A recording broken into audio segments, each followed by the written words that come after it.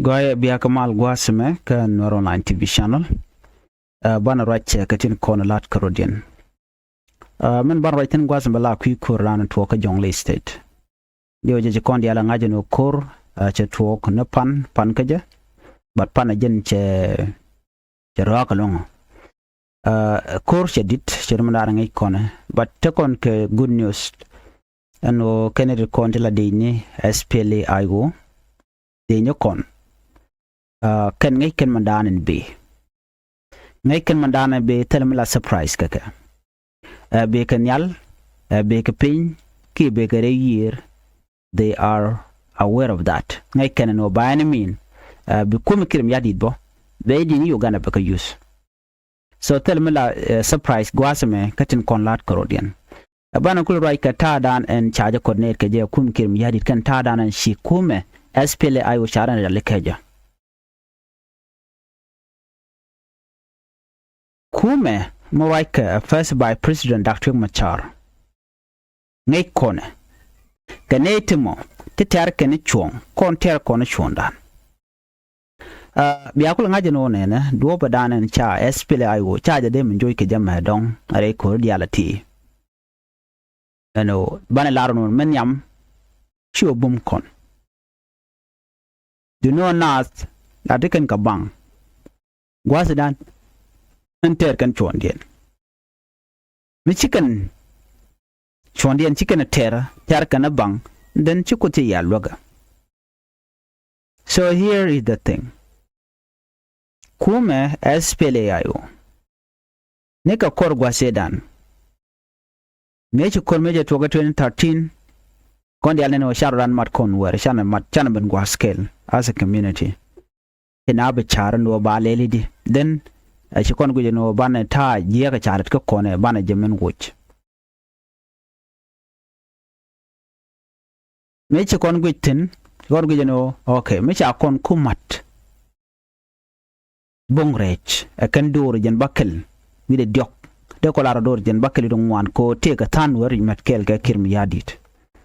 de kan jere kuma ka yos ka menyam ci koro mo che we chane ngach ta male abtan ci kona no gono mal ba ta telerek kan ko dia la kon ka ter gwas me la kon ka ter pan ka loñ mo gwa ki do mo gwa ma dong de kon e win balla te ka ne te barin mo matre dan te ba siang ba je biyar set ko dong ka ne de ya jur ne ya kok barin mare nat bete ka ne te ba kwer ba beter sigan gunye no kelema kon wel na kulo ka mo dodien kan wari men yam men kan kono long rate diality nugu yena te kon kaneti very powerful keneti tika bomdi tika long but neriti la jen kan ba maj ba jo loy kon kaneti nget kon ka pan bari yo balo use neka baran mo ke yotong wan ka ba mo ke position midit gwado mo betel choice de no be match bi de kap mela de dien kan de diditi kan e kon chi kan ter ka koro la kan kula kong ne de kon de la vulnerable ne de kon dong chiran chode long ba ko mo ke yo ja jogo no jin wer kor yo ti jen ka wer kor ka so miss if you completed this job ba nyo bo mo ke yo ka ba ji upgrade ko bu winyam mo ke ne kon ka yo ka kwa mo ka gor ko biga Nuer kon biken ka kulenak ajen plan dana chare la kum ken mi hadi kajen do bana yos kane kon ga jam yen gu yena tama ne kon nyin na ka jɔŋley state re ko re me mo ko right no victory du nan kon e kon la Nuer kene kon la SPLA IO o kot la chunga kel kane ten kon tin lat ke jek kane kon lat ke chondien ko kan kon la no wana kum jino wan je yan mach la be ne kan kon karen yale jur kan kon jor ci ke Uganda jur kan et ngwan ngoda ba la te kon consistent karon dialati chang ne diale refugee camp termay kona cause sikir mi yadi che goro te Nuer mederen che goro de Nuer de kamat one thing that keeping us going jene nuori akon yal jakon ko ban we woni am me guyen me pai to gwada me doro shal ka pa jun me ba pa jud ba je kaf ci kon dial enen kon palna bina tu ko pal wa kon yal ala tesloach ci ma kud gwene wa kon yal ala tesloach o ngai ken jela to ran ter ni chonda men kon yal ci kon de jaga shuch nu gona duobde ter kon kur chunka ci ma kur o te garadien mo kon yar mitel mi jeng mi jalat ka kon ter kon kur chunga te kon ko dano kamne ne juch ne na ti yar ka ne te ka yar ka kuma South Sudan ne te kwane di ala jako ka shuch ku kan te todre o teli cham kan mistigo gwad me shu ne di ala konti la South Sudanese tele ko doro changa kel mi cham kan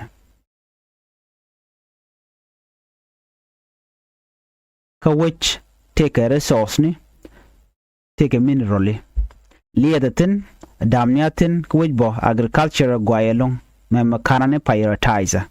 manede konteriang ten kwarim na la cham kanede kon la generally kana kwar en kon charin chot bab kirm yadit ku kan wanu ko la cham go do mi je chikan korba ku kanede kon ten telwang ka telot tilangwen ku kan le use ka koriken no wi ajoja ne ti ko bu yo bi kula ronka ke ko janta daneten so na me shwale dar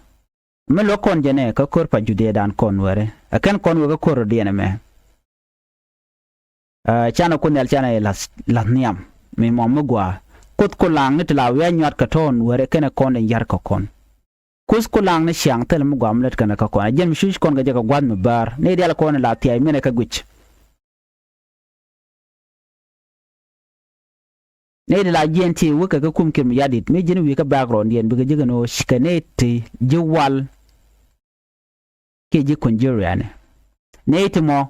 cham kan rim not tell they do not have sympathy chicken deer kan de kona shuch kan deer maniken gwaniken kona shuch jemi si deer ka gar ko dero deer ka nga terarin we deer ga je gwan ko ken that is why we are seeing all this thing all this mess ne de ku ka create kan de contin shanke ne dup shaitan ke cha charin ke le alat gwan jegne ten gor yene te mu gwa mede tuɔɔk kane to koken gor kane duor me be ka ala self benefit gor kane self benefit agenda na gor kane titi no kon kan war wawa tela nanga kor wuga nyin kan ware do no ko chiunga dan che kon ba bandon chirme chanen ka kon ninten pai we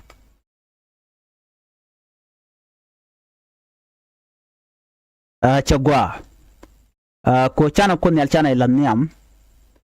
a chara de la riok ka gug ko ken ko ken konen ba kontiam kwana we ka kore chi to kore dan cha ko kam kon yal chi juche da dung dan la dung pajut kore de me to pan kana pan ka je atikon ka good news ne tungwan ko wodi chi Nuer kon SPLA IO ken de ala konen charen matin te kapa jut ke some areas tiga lo den lat gwaskel ano kon yala kon nyoko mo boda kon ko encheten lade ka plan sha jenen Johnson lun chela no tel ramba appel adwang agan metot a yang adel enemete wana mo baje del badaken ma jakon ko kon yal te kwidan ko statement mission mo shi statement gwan chunga shi statement ramme mo mangat kot statement gwan jengne Ramelaro chuara ke spare, do not spare elder. This is very wrong statement. Nyod jeno rameme agwan jeng. Murai tude si konyal. Tele shuang meter neja. Ter ne miet muwe keja kan jiduara shima dora kelio. I tad bone lele tere kamo. Dumule la ter lele tere kamo. Den wele gujeno karameme nguteramo. Okay, meter no take a mundial me shamade no majanuare a munadien. Kaya ngu michinuare jalatin mi mochikan de goro de chenkela konware komala latke no chamun chamaja amun loko dong yen ga kaktin loko tienten so jana de laro cha dora cha jamach bada mu chama ketado tel mu chama chenware barame me ter no position de ko baje recognize kirmi yadi dio je share kwezn koni gen la cha janen lat kenen wonena en special Johnson luñ jan mu kan cha much ka torbiel jandang jok torbiel jandang jok to ti weekend teken ka mechijit mu te cha ka kama a janishan bo kor janisha bo we kor shin milen kona a janaka mishi jan mitel torbiel choko janang jok biya kama joge kirmi yadit ram ko jel nale joge kwire no ban wadi albaka nak no chang del chana bepal chang ram di chana bepal then jonya we no kanere chamoy ka torbiele tone ka won torbiele ken ka kam kane buko wo jog bene wo kor so mi yenen yena wude me charjan karwade chang kim yadi cha charka ja guno ken kana dora biga te kwak kurun wan te banwer ba ne ka je chirmen chawre sha plant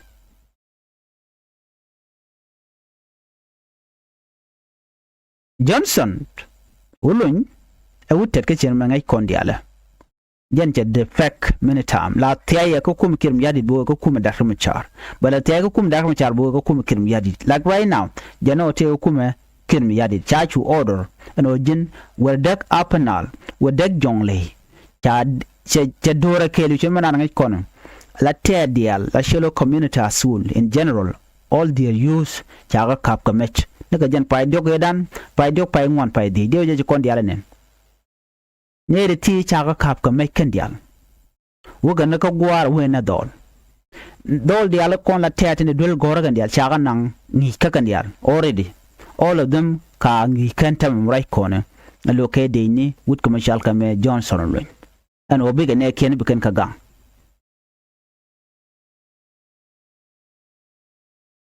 nana na me en will community der shwadech misho te shetan mile rode ka jen wude me michal ma Johnson luñ aka kujamo bu kon nyala ndana ci kon dial shak men cha mention a pastory tin kon lat ka right kod gwade dana wona ko tin ka paju bangod bak kama ka kon etiti biga ka kam kon kenediti tina ko konti ka charen lat ka shetan ko de dana ci to ka paju tela kurmu gwade je shaling ayot cha de nyoko ma ka ko je kume SPDF la kum kirmi yadit. But the good news was kana konti kana ngachi they coordinated very well. Ko ngana gwano enemy ben baben ka yir baben ka nyal baben ka ping, they know that it is coming to them ka SPLA IO. They were ready. You know, chicken ga gwenya mat ka ko kora yukana road. Dio je mi report ya jaleng ajan mukule te ko ontama tele reinforcement be ka kuma kirmi yadi gonta gol ko ne dial chaka makrej de ni SPLA IO kana Nuer army. Chakan dial chaka rorek korama momilen mi shoda lot jin nuwi ko this is what they do as SPDF ne dan jigana ko la doro shal keme ifangak sorry pagak kamayut medan ke 2000 and shire me 2015 beka 6 beka 17 no me bikan pagak bikan ka bendian me beka chikan chung la ngoy kene jaga torbiyeli kan de bamno kon la wulini bukan ngoy jaga spin mi dir woka chongne da wich ala shi kur is not fight men tagaten jaza wo baling no kene kene ite shi ka chup da wich kat jana tagare torbiyeli anyok chianen me dan kan nasir me kep kan nasir taram chi kur shi tatan by the way me beka ko shi ne kon la Nuer waya mi shi ka withdraw charen wich no shi kan kuma kimeli kan allow beka da wich simple as that ngoy kene jaga torbiyeli shukana ngoy ka torbiyeli lo la ngoy kene je achi wan kenian ka torbiyeli cha ka longa de bona gano da wo yu chong gwa mo bu garo den chu lat ka barak den ja total mu den mi ku je mo kam sha la ko ro biarum kana biya ga ju jala to ko ne ga ju ba ne me chi ju ne de ngoy kene jaga char bu chu da wo na mo chi kor so comment chalat gwas me report an sha non ku me SPLA IO kana Nuer waya me chikane coordinated wa chicken to chicken ga joch ga jun medit wa da te loss medit tin ka SPDF ano ka jibo na tongwan amen ku dan bo te keten no ban ngoda kana disclose du no cha ka joch re mangai kone ka o men chala ina wono ne kon they are aware of everything ano tin konen be biga bene meren yale bare nyal cha bo gwa dan te SPLA IO ten ko kan dal kan SPLA IO te kan ngamach manda dien bo gwas mi biya ngai ku kuma SPLA IO tele meti jiken ga kep ne me da no ku korko to tele meti jiken ga kep kum kem yadi kan ka ko meja meti dit kuma SPLA IO meti konterom kan ka kan AK47 meti tiene tiga meti tele man mi din meten meti tiene korodien kan ta korom kan ka ku kala nyen ka torbiyeli de babne ka kan kleine tin tiene kon ano tele ka tin chalka RPG tele ka PKM ka wati ga kum kem yadi wate dane ku kan mele jekten yen ka be dan chapa jut kula kapchu kan kula jeka kuma yu kan mede diale kan kula jekten jen ku kan kula longa je chu te ka mede ya no ga guardian tele we me de ga chup ka jeka ke tele ma chenga ken abom loit nuare ename malalar ke no nuar a cheng chiben kamai ku dir tede la te ka we me te ga je be jeka mut ken biz da be jeka je the other tie ba tactic ba je use kon wer ngai kon tiken ka plan chi worker wa da tega ka mon shirme na shaling dia ne ngwan chi ro jano nuare tela nuar wa yami pol ke long gwasame pol ka ke wodi kan re pandien tele ka tiol ko tele jala na ngero chi wor she bulwang no chu ne ti ne ri sha meta je ngi la chu woni ji wurka loka torbiyele korodien gen ko ala no kan ne record shal ke Nuer wayami even including SPLA IO tele ne ti cha te dugdo ko longa ke bawe ci ponde ci tene ko kan wurta na tanan ko kem yadit how many days cha Nuer ki man ki year ti cha latina ga Nuer ke je mada kana cin wori ga ala ka jen ku korme so ne chiang mai kona la na bogen kem yadit so ci Nuer ci kan wa ke kir bugo yana ci kore tuɔɔk kene konan ci jai ken ci ka len rar tele ka gwam de ka chongtin ka jen ka kan Nuer wayami ke SPLA IO Nuer wayami ken ir palpal a chop ko jen wurka jemina nen mite kun juto la ngoy ken jetin tele toyna ko cha kan ir ka do ko ka de shew chune de dugdo ga ti aje mala bar kan shunga so that's why nen yene la ngoy ken jetin ka bukan bukan mal ka pet eben divab ni meshanen so mala kan GSSPDF korwada o GSSPDF me chaka cap edine SPLA IO chikan Nuer wayam chikan ga jako de kan ke de kan mo ka bola pel kan la kan ala no ko ngoten ko na sha gor ko SPLA IO kan cha ngi ti cha trend ngan mandan le roda chikan ka mo kede je ne ko kon le ne no take a prisoner of war kan GSSPDF chaka but chikan dear ne kala jen lo de lu mu cha ne kan chaka kan agoro ngum chaka nak ngum shaka naka ne diti den ba holo to shi SPLA IO naka na gene kwani te kon ko ala news ke video ni nyot ka na no kuma SPLA IO teram naka so mi chit kana mo shi jen message dana jakka kuma kirmi yadit message jaga ajen no Nuer ba kanak ba dulken ba ka chwat teram ba pel garmito ramdi jen ko ne no salat even pal mai dan ke writing ta danan ci kum kirji ma yadi jikaro ke je ka condemn ano message cha jaka kana wo bikan war bikan kanak awo bikan war bikan kanak ka taram bikan palshi me danan shala da SSPDF ne ka juba yende same thing ku kana repeat wude shal ka me lure kong je tani jen wana badak che ko ngune ne kama kana konta ka kobo tinda ko wuror keren gonna di alato ano civilian ka wo rodian kana ko na telaji military ana ka wo rodian ko jen gor kana bikan auto cities bikan a cause. They want to cause a massacre. Can you control the Nikem well planned. They know this. The same thing Chalat Janyo Malaka Johnson Lunyano spare no one elderly even chicken. Eka chai spare. So kumete kuma SSPDM are dangerous. They do not respect human right. Okay. No te ngore agora internet community they do not respect that so we can ko lar kan okane ke kume ala kume che dier kaneka kwa one ethnic group kwa ile target ne me shi kume ne me kume tede mi shi no no de mal der ben re ne dial no kan mu we kake sham kan ngwane de cholo kume no mo cha de cholo kume so ajen mandan en le rode ne me gor yano di ente kan ngech katin kona lat korodian ka jari podame en go kume SPLA IO choda ya leka they are ready en mu bebena ka pinbe ka nyalbe ka wena dien they are ready all the time so ne me be ngaji no chirmanan channeling la victory e dung SPLA IO bana full report bana jelingale ka gwasembe ko score chitok take a report makana nong ba report dana chanong ala rene ne kudang die ne kudang baro whatever la gala ne ti kini ana ka GSS PDF ban ngode tan machala tete ji bono wanda gaten of course ko dide ko the wool force wool SS PDF ke lew